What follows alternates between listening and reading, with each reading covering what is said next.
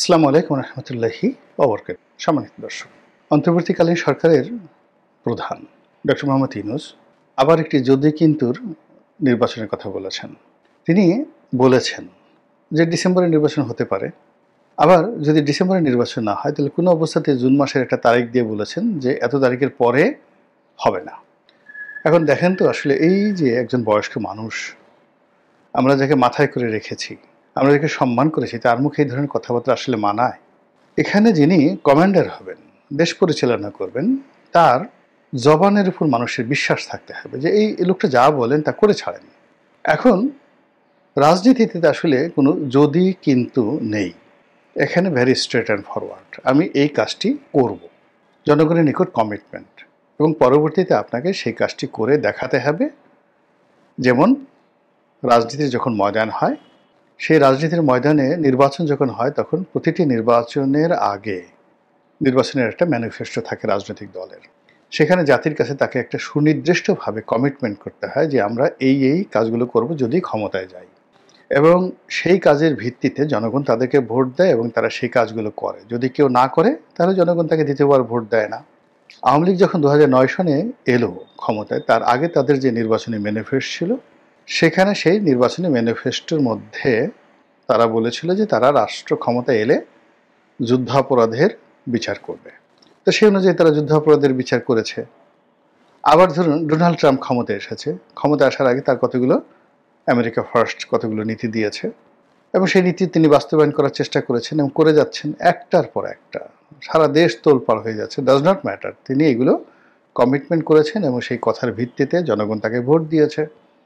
তিনি মেক্সিকো সাগরের নাম পাল্টে দিয়েছেন, এবং তিনি ব্যবসা বাণিজ্যকে প্রাধান্য দিয়ে সারা পৃথিবীর চষে বেড়াচ্ছেন এবং প্রত্যেকটা দেশটিকে টাইট দিচ্ছেন তিনি, যে ব্যবসাটা ভাইস ভার্সা করার জন্য। বাংলাদেশের মধ্যে একটা ক্ষুদ্র রাষ্ট্র, তার সাথে তাদের কি ব্যবসা হয় সেটারও তিনি হিসাব নিচ্ছেন, যে একমাত্র আমেরিকা তোমার সাথে ব্যবসা করবে, গার্মেন্টস আনবে, আমেরিকা থেকেও তোমাদেরকে আমদানি করতে হবে। তো এই যে তার যে একটা কমিটমেন্ট, সেই কমিটমেন্টের কারণে কি হচ্ছে, তিনি অপ্রতিরোধ্য গতিতে এগিয়ে যাচ্ছেন, এবং তাকে যেভাবে পাগলুল বলা হতো, খ্যাপাটে বলা হতো। এই যে মধ্যপ্রাচ্য তার যে সফর, সেই সফরে তিনি সৌদি আরবের সঙ্গে, কাতারের সঙ্গে, সংযুক্ত আরব আমিরাতের সঙ্গে যে চুক্তি করলেন, এটা মার্কিন যুক্তরাষ্ট্রে মানে জীবনে কখনো এই ধরনের চুক্তি হয়নি। আমেরিকার প্রত্যেকটা লোক রীতিমতো অবাক হয়ে গেছে তার এই, যাকে বলা হয়, দক্ষতা দেখে। এটা কথার কথা না, তিনি এসেছেন মানে সেই জুলিয়াস সিজারের সেই বিখ্যাত কথা, ভিনি ভিডি ভিসি, তিনি আসলেন, দেখলেন এবং জয় করলেন মধ্যপ্রাচ্যের মধ্যে। ভারত এবং পাকিস্তানের মধ্যে যুদ্ধ শুরু হয়ে গেল। তো সেই যুদ্ধ শুরু হওয়ার ঠিক সঙ্গে সঙ্গে তিনি সেই যুদ্ধ বন্ধ করে দিলেন। ইউক্রেন এবং রাশিয়ার যে যুদ্ধ, এটা এতটা মানে যাকে বলা হয় মনস্তাত্ত্বিক যুদ্ধ, এটা যারা আপনারা দেখবেন যে ক্রিমিয়ার যুদ্ধ এইটা নিয়ে গুগলে সার্চ দিয়ে দেখেন। ইউক্রেনের এই অঞ্চলে এখন যে যুদ্ধ চলছে, গত 1000 বছরে শত শতবার কিন্তু এই ক্রিমিয়ার যুদ্ধ হয়েছে, এবং কোনো কোনো যুদ্ধ সেই 10 বছর 20 বছর পর্যন্ত চলেছে। এর সঙ্গে এই ক্রিমিয়ার যুদ্ধের সঙ্গে কখনো কখনো চায়না জড়িয়ে গেছে, কখনো ইউরোপ জড়িয়েছে, কখনো অটোম্যান মানে মুসলমানরা জড়িয়েছে, কখনো রাশিয়া জড়িয়েছে, এবং কখনো কখনো নেপোলিয়ান ফ্রান্স জড়িয়ে গেছে। তো ক্রিমিয়ার যে যুদ্ধ, এটা কিন্তু সহজ একটা বিষয় নয়। তো সেই কঠিন একটা বিষয় ডোনাল্ড ট্রাম্প তিনি বললেন যে আমি যদি ক্ষমতা আসি এটা আমি বন্ধ করে ফেলব, এবং তিনি ক্ষমতা আসার সঙ্গে সঙ্গে বিভিন্নভাবে চেষ্টা করলেন। প্রথমত তিনি চেষ্টা করলেন যে যুদ্ধে একটা যাকে বলা সমতা আনার জন্য এক পক্ষকে তো দমন করতে হবে, দুর্বল করতে হবে। তো তিনি ইউক্রেনকে বেছে নিলেন রাশিয়ার পরিবর্তে। তিনি তাকে ডেকে নিলেন, ধমকালেন, কথাবার্তা বললেন, পরে দেখলেন যে এটা তার জন্য হিতে বিপরীত হয়ে গেছে। অর্থাৎ ইউরোপের সমস্ত মিত্র যারা দেশ রয়েছে সবাই ইউক্রেনের পক্ষে এবং ডোনাল্ড ট্রাম্পের বিপক্ষে চলে গেছে। ফলে তিনি সিদ্ধান্ত পরিবর্তন করে সঙ্গে সঙ্গে ইউক্রেনের সঙ্গে আবার নতুন চুক্তি করতে বাধ্য হলেন, এবং জেলেনস্কিকে আবার ডেকে নিলেন। যে মার্কো রুবিও তার সাথে ঝগড়া করেছেন ভাইস প্রেসিডেন্ট, 2-3 দিন আগে গিয়ে দেখেন যে সে এখন কিভাবে বন্ধুর মতো হাসাহাসি করছেন। এটা হলো সাকসেস অফ ডিপ্লোম্যাসি। এটা ডোনাল্ড ট্রাম্প করতে পেরেছেন এবং পরবর্তীতে দেখা গেল যে এই যে তুরস্কে যে বৈঠক হচ্ছে আমেরিকান যারা ঊর্ধ্বতন কর্তৃপক্ষ এবং জেলেনস্কির সঙ্গে এবং রাশিয়ার ভ্লাদিমির পুতিন ছাড়া রাশিয়ার সবচেয়ে বড় বড় কর্মকর্তারা বসে কিন্তু বৈঠক করছে। কিন্তু এখানে জেলেনস্কি যেটা আশা করেছিলেন যে এখানে মিস্টার পুতিন আসবেন এবং তার সঙ্গে সরাসরি আলোচনা করুন, মিস্টার পুতিন সেখানে আসেননি। তো এখানে আবার দেখেন তার কি ডিপ্লোম্যাসি, তিনি বলছেন যে আসলে এটি এত তাড়াতাড়ি হবে না, আমার সঙ্গে পুতিনের সরাসরি বৈঠকে বসতে হবে। এবং আগেরবার আপনার মনে আছে যে তিনি সমস্ত প্রোটোকল ব্রেক করে তিনি উত্তর কোরিয়ার যিনি নেতা তার সঙ্গে তিনি বৈঠক করেছিলেন। তো সেই যে রাজনীতি, সেই রাজনীতির মধ্যে কোনো যদি নাই কিন্তু নেই। সফলতা এমন একটা জিনিস, যুদ্ধ করো অথবা সন্ধি করো, কিন্তু সকালে আসেন বিকেলে দেখা করব। মানে এটা প্রেমের ক্ষেত্রে যে ছলচাতুরি, এটাও এখন এই আধুনিক যুগে প্রেমের ক্ষেত্রে ছলচাতুরি সহ্য হয় না। আগে দেখা গেল যে চিঠি দেওয়া হতো, তারপরে শেষে প্রেমিকা আসতো না, তারপর শেষে আবার প্রেমিক চলে যেত, প্রেমিকা কাঁদতো, তারপরে শেষে বাঁশি বাজাতো, তারপর গান গাইতো, আমার বন্ধু দিনদিয়া রে প্রাণ দিনদিয়া। এরকম জিনিস হতো। এখন এই জিনিসগুলো নাই। এখন ডিজিটাল যুগ। তোমার সঙ্গে আমার সম্পর্ক হবে, আর্থিক চুক্তি কি, বিয়ে হবে না বিয়ে ছাড়া সম্পর্ক হবে, একসাথে থাকবো না আলাদা থাকবো, সংসার চালাতে কত খরচ হবে, তুমি দেবা কত আমি দেবা কত, এর বাইরে এখন আর কোনো আলাপ আলোচনা হচ্ছে না এ যুগের ছেলে মেয়েদের মধ্যে। ফলে আগের মতো সেই যে মানে দিনের পর দিন আকাশের চাঁদের সেই জ্যোৎস্নার আলোকে আলোকিত করে যে প্রেম চলতে আবহন বাংলা, সেটা এখন একেবারে প্র্যাকটিক্যাল হয়ে গেছে।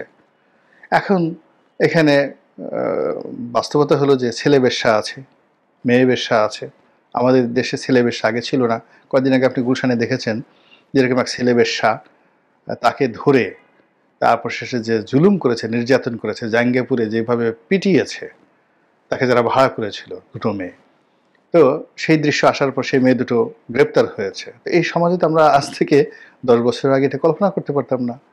তারপরে গুলশানের অতৃপ্ত ভাবীদের যে বা অতৃপ্ত মেয়েদের যে যৌন আকাঙ্ক্ষা, এবং সেটা পূর্ণ করার জন্য সেখানে শত শত পুরুষ বেশ্যারা বেকার তারা গুলশানের রাস্তায় ঘুরে বেড়ায় যে কখন তাদেরকে গাড়িতে তুলে নিয়ে যাবে মেয়েরা।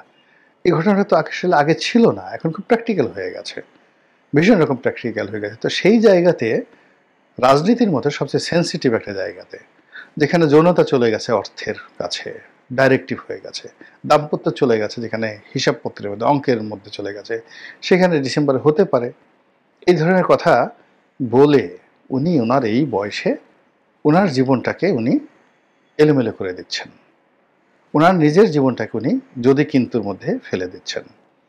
মানুষের একটা বোধ আছে, একটা বুদ্ধি আছে, যেখানে বাংলাদেশের পুরো রাজনৈতিক তার এই আগমনের ফলে পুরো রাজনৈতিক অঙ্গনে রীতিমতো আগুন লেগে গেছে। বিএনপি জামাতের এতদিনের সম্পর্ক এটা রক্তক্ষয়ীতে পরিণত হয়েছে। আমাদের সন্তান সম যে বিপ্লবের যারা নায়ক ছিলেন, গণ অভ্যুত্থানের যারা নায়ক ছিলেন, তারা এখন দুর্নীতিতে জড়িয়ে পড়েছেন অনেকে, মাদকে জড়িয়ে পড়েছেন অনেকে, তারপর রাজনীতি করে মন্ত্রী এমপি হওয়ার তারা স্বপ্ন দেখছেন, রাষ্ট্র পরিচালনা তারা স্বপ্ন দেখছেন, এবং যার সঙ্গে বাস্তবের কোনো মিল নেই। এবং আমাদের এই সমাজের অনেক লোক, বড় বড় মানুষ এখন তাদের পিছু পিছু ঘুরছে। এই যে সমাজের যে ধারাপতন, এই ধারাপতন কিন্তু ভারতের নাই, এই ধারাপতন ইভেন পাকিস্তানেও নাই। আপনি দেখুন সেখানে পাকিস্তানে ঘুরে ফিরে মানে কারা রাজনীতি করছে, ইমরান খান, শাহবাজ শরীফ, নওয়াজ শরীফ, তারপর শেষে বিলাওয়াল ভুট্টো। আপনি দেখেন তো একজন বিলাওয়াল ভুট্টোর সঙ্গে পাশে বসান তো আমাদের বাংলাদেশে একজন রাজনীতিবিদকে, জাস্ট একটা পোর্ট্রেট তৈরি করেন যে বিলাওয়াল ভুট্টো বসে আছে, তার পাশে ডক্টর মোহাম্মদ ইউনূস বসে আছেন, বা আমাদের পররাষ্ট্র সচিব বসে আছেন। শাহবাজ শরীফের পাশে বসান্ত আমাদের বাংলাদেশে একজন, বা ইমরান খানের সঙ্গে আপনি বসান্ত যে কোনো একটা লোক, মিলে কিনা? ভারতে যারা রাজনীতি করছেন, আপনি জয়শঙ্করের কথা চিন্তা করেন, অমিত শাহের কথা চিন্তা করেন, মোদির কথা চিন্তা করেন, কোথায় তারা আর কোথায় আমরা? ওখানে যারা রাজনীতি করছেন, একজন রাহুল গান্ধীর সঙ্গে আপনি তারেক রহমান সাহেবকে বসান, আপনি জয়কে বসান, দেখেন তো আপনার মানায় কিনা টোটাল জিনিসগুলো। ইট ইজ দ্য রিয়েলিটি, এটা বাস্তবতা। কিংবা ধরুন একেবারে মমতা ব্যানার্জির কথা চিন্তা করেন, তো পশ্চিমবঙ্গের মমতা ব্যানার্জি, বিহারের নীতিশ কুমার, লালু প্রসাদ, এদের সঙ্গে আমাদের বাংলাদেশের যারা রাজনীতি করেন তাদেরকে একটা মিলান তো। দিল্লি জামে মসজিদের যিনি খতিব রয়েছেন, সেই যে বুখারি, তো সেই বুখারি সাহেবের সঙ্গে আমাদের খতিব সাহেবের একটু পাশাপাশি বসান তো, বায়তুল মাকাররম খতিব সাহেব বসান, তো আমরা ভারতের সঙ্গে পারবো কী করে? আমরা তো পারছি না, কোনো অবস্থাতে পারছি না। আবার বাংলাদেশে আসেন, বাংলাদেশে এসে আপনি চিন্তা করেন যে ডক্টর মোহাম্মদ ইউনূসের সিফাহ সালার কারা। ডক্টর মোহাম্মদ ইউনূসের সিফাহ সালার ধরেন এনসিপির যে সকল নেতৃবৃন্দ আমি নাম বললাম না, তাদেরকে বসান। অন্যদিকে বিএনপির টপ আপনি মির্জা ফখরুল সাহেব, তারপরে শেষে মির্জা আব্বাস, কয়েশ্বর বাবু, আব্দুল মোয়েন খান, তারপরে শেষে আমির খসরু মাহমুদ চৌধুরী, সালাউদ্দিন আহমেদ, এদের সবাইকে একদিকে বসান। আর ডক্টর মোহাম্মদ ইউনূস সরকারে যাদেরকে রেখেছেন তারা উপদেষ্টারা, অথবা তিনি যাদের প্রতি নির্ভর করছেন তাদেরকে একসাথে বসান। দেখেন তো ছবিটা মিলে নাকি? সব জিনিসগুলো এলোমেলো হয়ে গেছে। আবার তিনি যাদেরকে খুব যাকে বলা হয় তার যে এফডিআর হিসেবে তিনি যাদেরকে পুঁজি হিসেবে মনে করেন, সেটাও জামায়াত ইসলামী। এখন জামায়াত ইসলামীর যারা নেতৃবৃন্দ রয়েছেন এই মুহূর্তে, ডক্টর শফিককে বাদ দেন, উনি ছাড়া অন্য যারা আছেন, এখন বাইরে আছেন কারা? হামিদুর রহমান আজাদ, সেলিম উদ্দিন, তারপরে শেষে ডক্টর মাসুদ, উনি আছেন, তো তারপর শিবিরের যিনি এখন সভাপতি আছেন, তাদেরকে মেলান। মিলিয়ে আওয়ামী লীগের ২০-২৫ জন আপনি প্রথম সারির যারা নেতা রয়েছেন আপনি তাদেরকে পাশাপাশি বসান। তুফাইল সাহেব, আমর সাহেবের কথা বাদ দেন, অন্য যারা আছে তাদেরকে পাশাপাশি বসান। দেখেন তো মিলে কিনা প্রতিদ্বন্দ্বিতা। তাহলে এই সব কিছু অসম হয়ে যাচ্ছে, দেশের ভিতরে অসম, দেশের বাইরে অসম। এই জায়গা থেকে বের হয়ে আসার জন্য যেটি দরকার সেটা হলো সততা, রিয়েলিটি মেনে নেওয়া, বাস্তবতা মেনে নেওয়া, এবং পরিবেশ এবং পরিস্থিতির সঙ্গে কমপ্লাই করা। আগেই বললাম যে যেভাবে ডোনাল্ড ট্রাম্প একটা কাজ করলেন, কাজ করার সঙ্গে সঙ্গে তিনি বুঝতে পারলেন যে আমি এটা পারবো না, এটা সম্ভব হবে না। তিনি সঙ্গে সঙ্গে সেটা পরিবর্তন করে ফেললেন। তিনি দেখলেন যে মধ্যপ্রাচ্যে যে পরিবেশ এবং পরিস্থিতি সৃষ্টি হয়েছে সেখানে সিরিয়াকে তার স্বীকৃতি দিতে হবে ইমিডিয়েটলি। কিন্তু ইসরায়েল কোনো অবস্থাতে সিরিয়াকে এই মুহূর্তে স্বীকৃতি দিতে রাজি না। কিন্তু তার সমস্ত ইসরায়েলি লবি, ইহুদি লবি সব কিছুকে ওভারটেক করে ইনস্ট্যান্টলি তিনি সৌদি আরবের রাজপ্রাসাদে বসে সিরিয়াকে স্বীকৃতি দিলেন এবং সিরিয়ার প্রেসিডেন্টের সঙ্গে করমর্দন করলেন, বৈঠক করলেন এবং তার প্রশংসা করলেন যে তিনি সত্যিকার অর্থে একজন লড়াকু। অথচ এই প্রথম থেকে এই পর্যন্ত মার্কিন টেরোরিস্ট তালিকাতে তিনি শীর্ষস্থানে একজন টেরোরিস্ট, সিরিয়ার বর্তমান যিনি প্রেসিডেন্ট, তার প্রশংসা করলেন। এটা হলো পরিস্থিতির সঙ্গে অ্যাডাপ্ট করা, মানিয়ে নেওয়া। কিন্তু আমাদের এই যে ডক্টর মোহাম্মদ ইউনূস, আপনি কি দেখেন 7 মাস আগেও তিনি যে কথা বলেছেন সেই কথাই বলছেন। 7 মাস আগে তিনি যে চিন্তা করেছেন সেই চিন্তাই আছে। তার 70 বছর আগের, এখন তার বয়স 86 বছর, অর্থাৎ 16 বছর বয়সে তার মধ্যে যে প্রেম ছিল তিনি সে প্রেমের বাইরে এখনও যেতে পারেননি। তার মধ্যে যে চিন্তা ছিল 50 বছর আগে, সে চিন্তার বাইরে যেতে পারেনি। তিনি এখন সারা বাংলাদেশটাকে মাইক্রো ক্রেডিটের রাজ্য বানাতে চাচ্ছেন। এটার জন্য তিনি আলাদা একটা ভবন করতে চাচ্ছেন, আলাদা একটা মন্ত্রণালয় করতে চাচ্ছেন, এবং তিনি বলতে চাচ্ছেন যে বাংলাদেশ ইভেন মাইক্রো ক্রেডিট, ক্ষুদ্র ঋণ ব্যবস্থা চালু করার জন্য এই দরকার আর একটা সেন্ট্রাল ব্যাংক। এর কারণ হলো তিনি একটা বক্তব্যে বলে ফেলছেন বাংলাদেশের যারা সেন্ট্রাল ব্যাংক, তারা এই সেন্ট্রাল ব্যাংক মাইক্রো ক্রেডিটটা বুঝেই না। ফলে যেহেতু তারা বুঝে না, এখানে নিয়ন্ত্রণ তারা করতে পারবে না। আইদার এটাকে স্বাধীন করে দিতে হবে, অথবা এখানে এরকম একটা বডি থাকতে হবে যেটা মাইক্রো ক্রেডিটকে নিয়ন্ত্রণ করবে। এর জন্য একটা মন্ত্রণালয়, মাইক্রো ক্রেডিট মন্ত্রণালয় তার চিন্তার মধ্যে রয়েছে, এবং সেই জিনিসগুলো আমরা দেখতে পাচ্ছি।